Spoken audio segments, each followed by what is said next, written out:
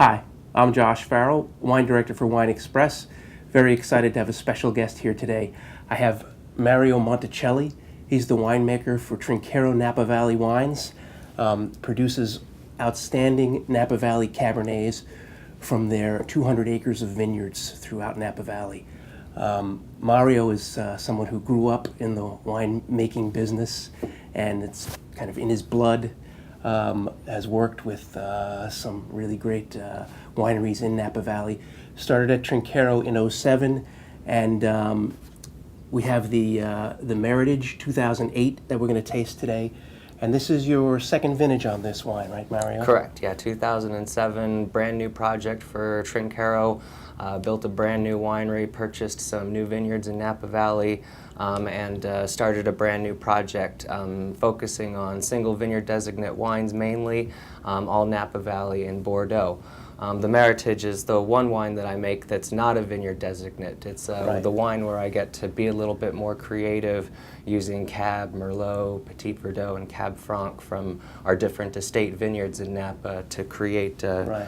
a well-balanced wine. So you get to really show your creativity and your style in this wine. Exactly. I love vineyard designates because you really get to taste terroir, but you're really limited with what you can do. If those grapes didn't grow on that particular property, you can't blend it into the wine. Right. So with vineyard designates, you're a little limited. With the Meritage, I really get to be creative and try to make a wine in the style that I would want to drink every day. So we've got Cabernet Sauvignon in here. Correct. About 70%, something like that. 74 is what the label says. Okay, and tell me how you're putting this wine together, how you're piecing it together.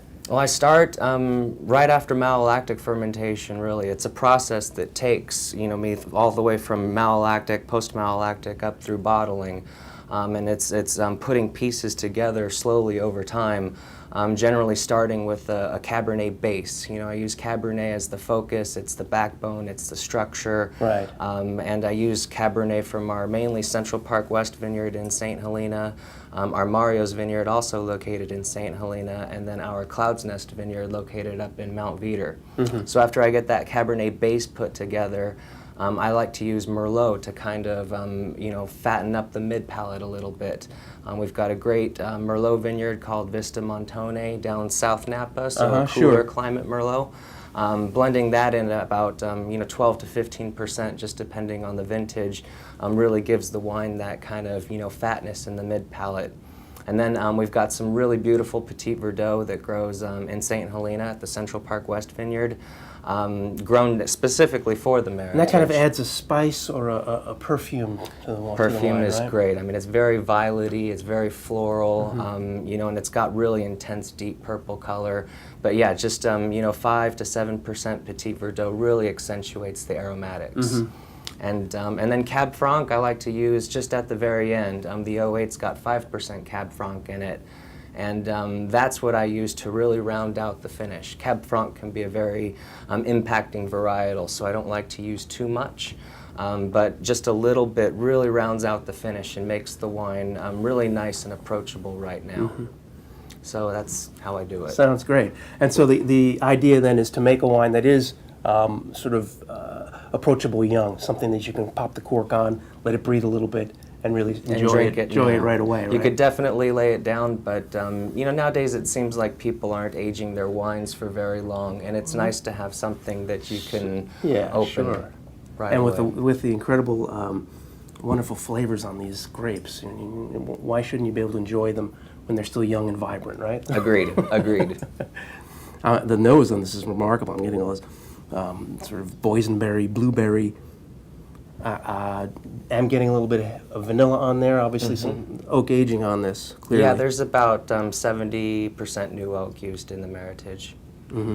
Nice. So you get a lot of those caramely kind of components. And then the Petit Verdot really comes through with that floral attribute.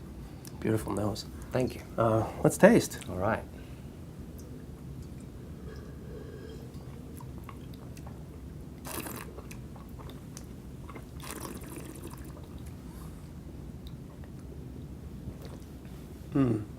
Not too bad, huh?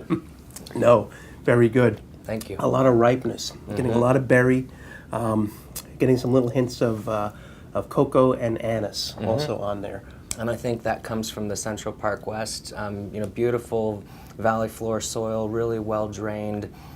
Creates Cabernet that's got a lot of that spice and anise and that typical St. Helena, rich fruit character. Right, a lot of intensity to this wine too, and fairly supple. I mean, as you said, your your approach is to make a wine that's real forward, real nice supple tannin, sort of, bathe your tongue a little bit, and give it some mouthfeel. Tannin management, I think, is one of the most important things, making sure that you get your grapes to physiological ripeness.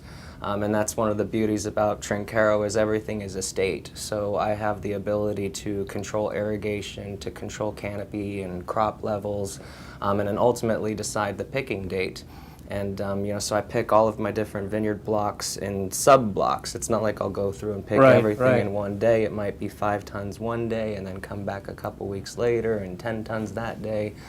So a lot of attention to detail, and it's all because we're a state and we're able to make those decisions. Well, and it also speaks of the commitment that Correct. the Trinchero family has to making these wines the best wines they could possibly be, right? Exactly. All right. Exactly.